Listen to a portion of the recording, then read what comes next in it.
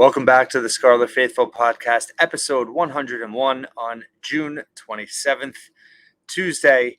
Wanted to take this episode and discuss a tweet I put out a few weeks ago that generated a lot of responses from Rutgers fans that I thought would be fun to discuss. Might not be, some fans will probably be upset that I'm bringing this up. I've gotten that over the years, but I'm a big believer in embracing the brutal defeats that we've had over the years because it shapes our experience and our context as Rutgers fans. It's what makes us Rutgers fans.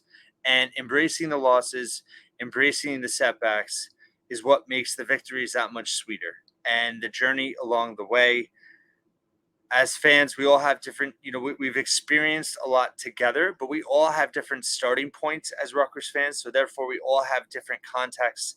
And it all kind of meshes in our brains and our hearts a little differently. So I thought this could be fun to go through. I got a ton of responses. There were a lot of popular kind of, 3 or 4 games, I think, for both sports that I wanted to mention. But let me just start back first of all and read the tweet that I'm referencing in terms of you can travel back in time with the ability to reverse outcome of one football game and one basketball game for Rutgers all time.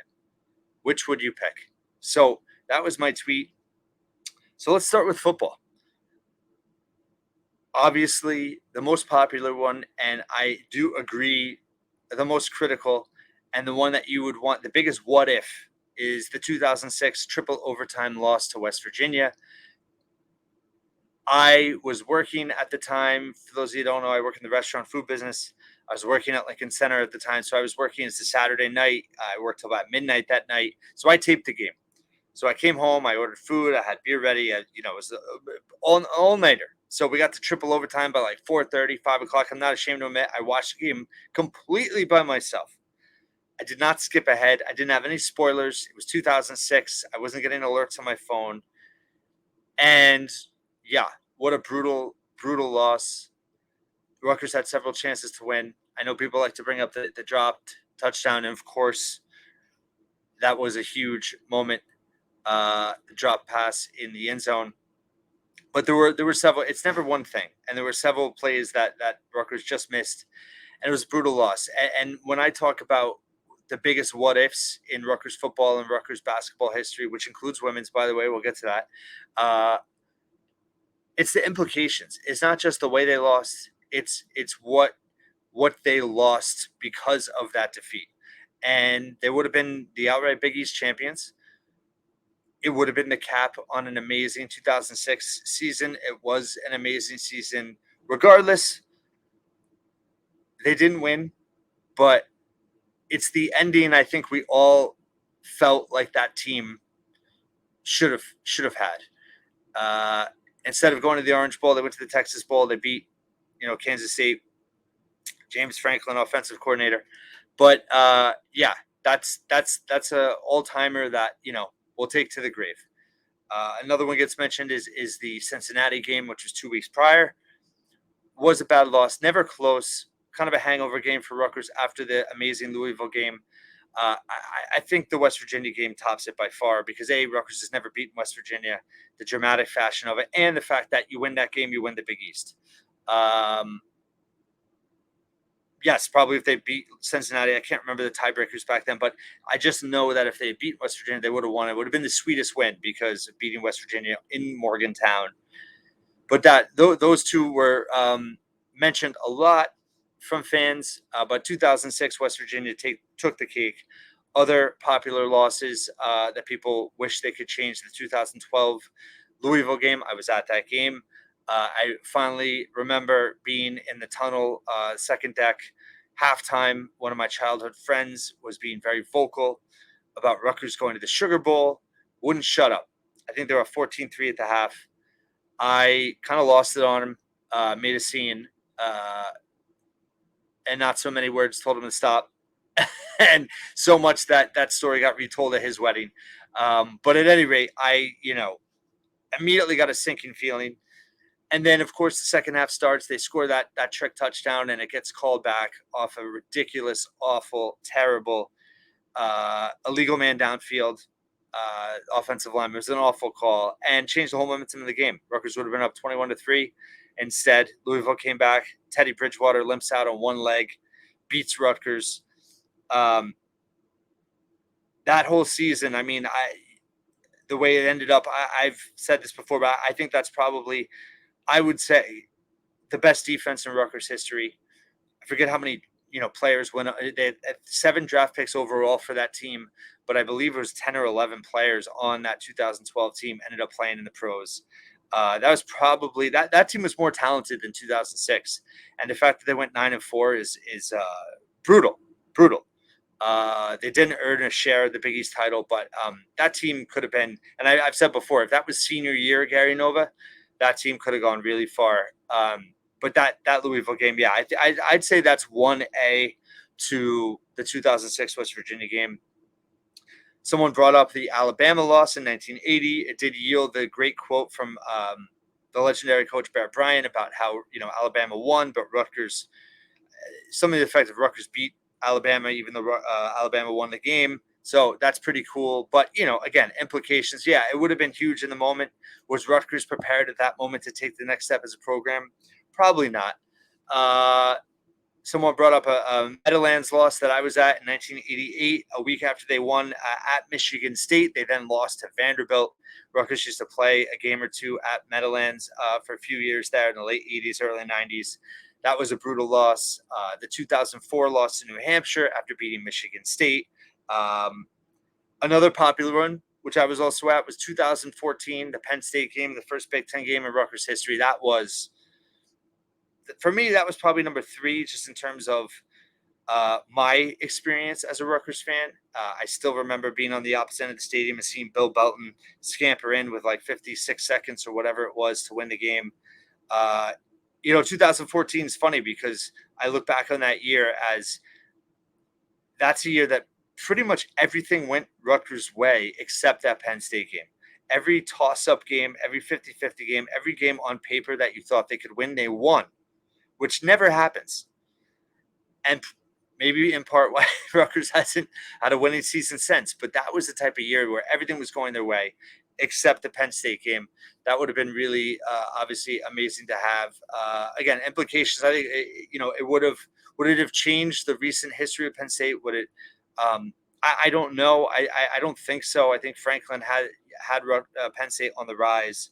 We know what happened with Flood and the Nash. So I don't think it would have major implications, but as fans, it would have been surely nice to have. They did get the Michigan game a couple weeks later, but that Penn State game, that will certainly that'll sit with us forever. In terms of football, that was a big majority of the calls. In terms of games that fans wanted to have turned, there was also let's see. Those are the 4 big ones. You also had 1992 after beating Virginia Tech in Halloween 50-49. Brian Forte to Chris Brantley, also there as a 15-year-old running on the field. That was a dramatic win. That was an amazing win. And then they lost at Pitt the next week. They finished 7-4. If they'd won that game, they would have gone 8-3. Most likely would have gotten a bowl game. Just missed out. That's back when they played 11 games. So that one hurt. Someone brought up Michigan 2021 in the Big House. I get it. That would have been nice to have.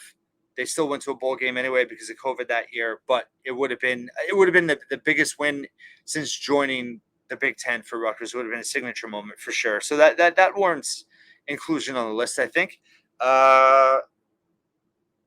Someone brought up Nebraska last year. Could have changed the trajectory of the season for sure.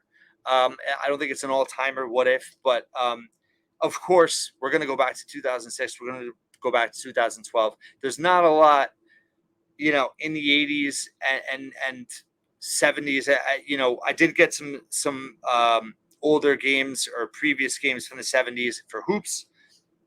Moving on to hoops. Of course, the overwhelming one was 2021, second round loss to Houston. Had the 10-point lead with 4+ to go.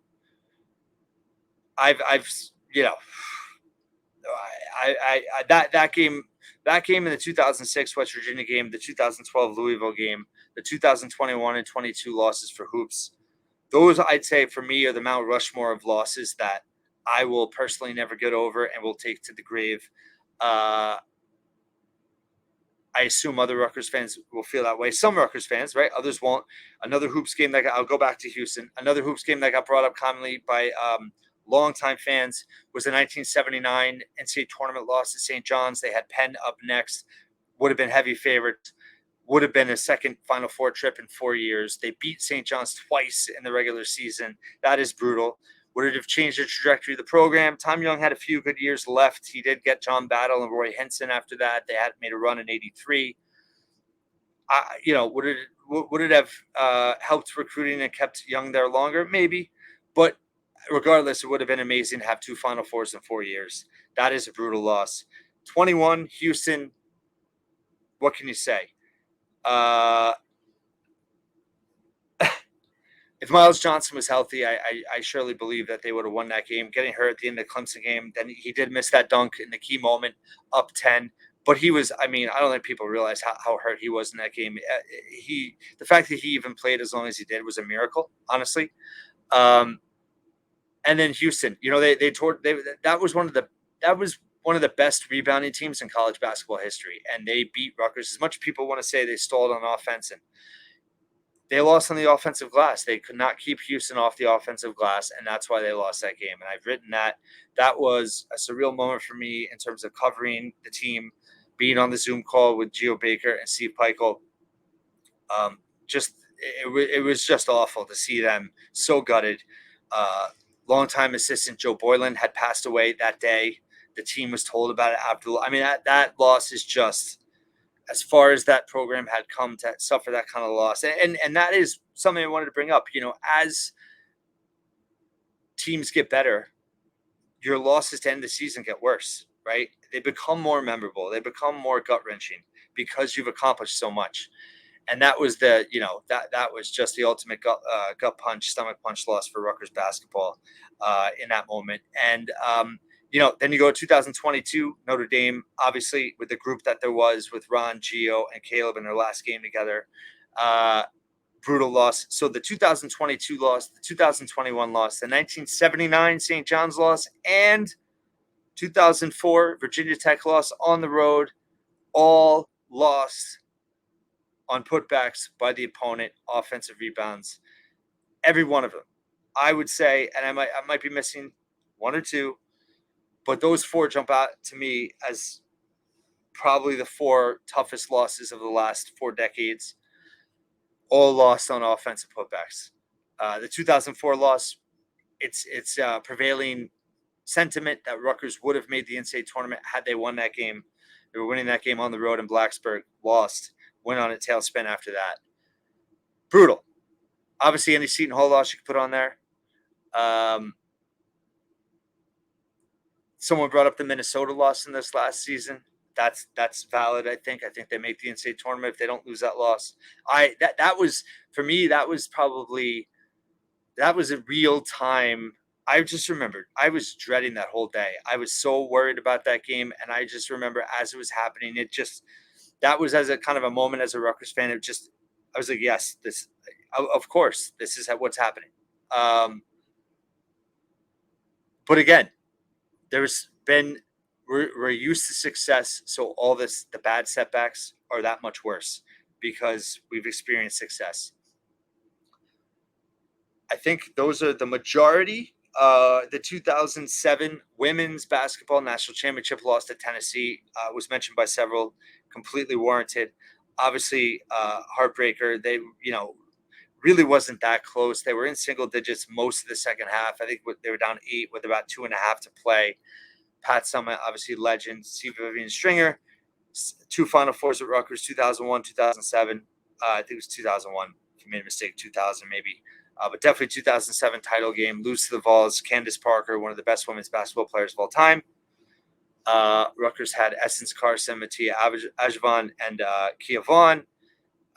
Brutal loss because you made it so far, right? You made it so far, but amazing team, amazing run. But that's the beauty of being fans, just looking back and saying, hey, what if? And the end of it really is when the triumphs do come, when Rutgers does succeed in football, when men's basketball goes farther than they have in many, many, many, many years, all those losses will have value because it will make those triumphs that much sweeter. I truly believe that. I know not everybody agrees with that. I know people get upset sometimes when I bring up losses. The 2011 UConn loss in football. I forgot about that. That was I was a disaster on the road in stores. They could have wrapped up the Big East title then. That was brutal. That was arguably that was right up there in terms of losses in the Shiano era and just program history. That was another one I forgot about. Hoops. I'm trying to think if I'm missing any. Definitely, the Notre Dame game was just wild because that was one of the greatest games in the NCAA tournament that year. But just what it meant to the program to see those three guys go out that way, just brutal. But also in a way, poetic. I don't know. The 2021 loss for me hits different. That's like that. That's the that's that's the one I'll never fully be able to talk about because of how much that team meant. And I will, quick little humble brag of everything I've written in 8 years about Rutgers sports. That to me is the most proud I've ever been of anything I've written. And I was up till like 5 a.m. writing it because I was just numb for hours after that press conference. So, at any rate, sorry for the background music. But that's my thoughts on everything. I appreciate everyone that tweeted and responded. But that we have to listen. It's healthy. It's healthy to talk about the bad moments because it gets us to a better point. We learn from it. We suffer from it.